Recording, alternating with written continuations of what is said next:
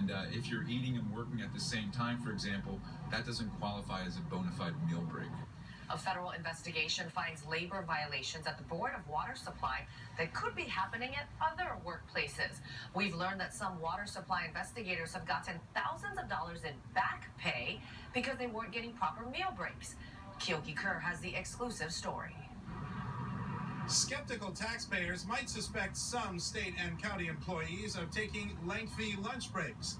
But a federal investigation has found that some employees here at the Honolulu Board of Water Supply were routinely denied lunch breaks for 2 years.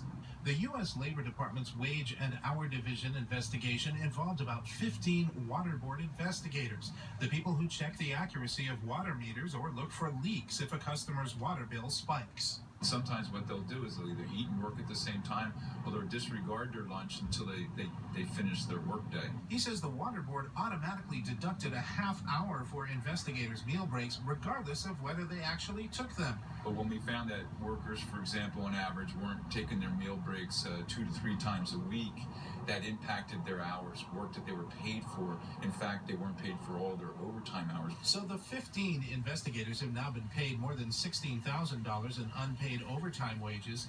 The feds found the violations began in January of 2013 when the water board transferred to a troubled new billing system that an audit found was poorly managed, leading to increased billing errors and customer complaints, which kept those investigators extra busy.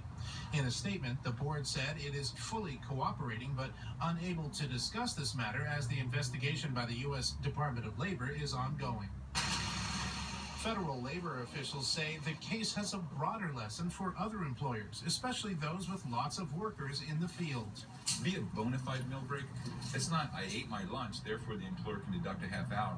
It means I got, generally speaking, at least a half hour break removed from my assigned duties and responsibilities. Federal labor officials say other employers can avoid similar violations by simply having their employees mark down on their timesheets each day whether they got a lunch break.